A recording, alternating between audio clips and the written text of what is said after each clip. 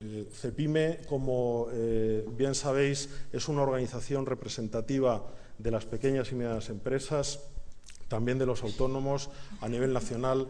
Está formada por organizaciones territoriales, organizaciones sectoriales, aproximadamente 1 millón de empresas. Hace poco eran más, pero desgraciadamente muchas han caído. Aproximadamente un millón de empresas forman parte de nuestras organizaciones empresariales. 1 millón de empresas que están por todo el territorio en distintos sectores de actividad y pasando, desde luego, unos momentos difíciles. Ya se ha dicho. Creo que, a pesar de que los momentos son extraordinariamente difíciles, no solamente tenemos que hablar de las dificultades, no solamente tenemos que tener presente esas extraordinarias dificultades que vivimos en estos momentos, que se reflejan. Hace poco hemos hecho una encuesta desde CEPIME que hemos presentado hace unos días, en las que se reflejan esas dificultades que están viviendo las empresas, pero que nos dan también, yo creo, que el resultado de un sector empresarial que ha resistido la crisis, que en estos momentos está resistiendo la crisis y que, si durante 5 años ha conseguido resistir, yo creo que está en una situación para salir adelante con mayor fortaleza y con mayor vitalidad.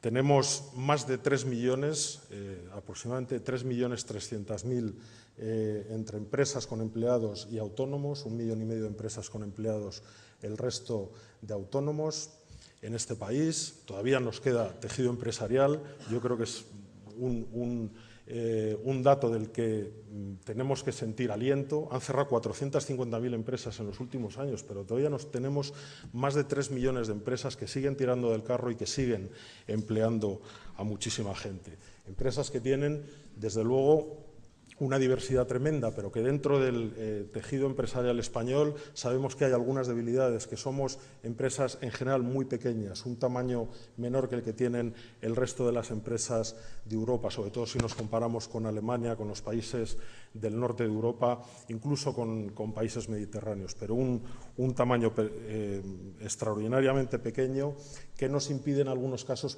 abordar proyectos de innovación, proyectos de internacionalización, proyectos de alta tecnología, pero que, sin embargo, ese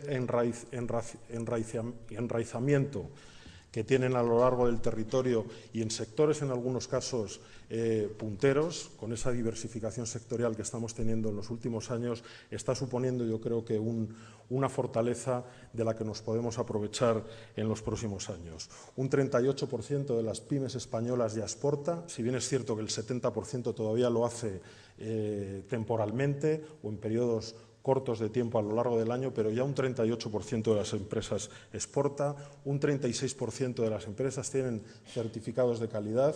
Es una cifra probablemente baja, pero hace solamente 15 años no llegaba al 10% el porcentaje de las empresas que estaban certificadas en calidad.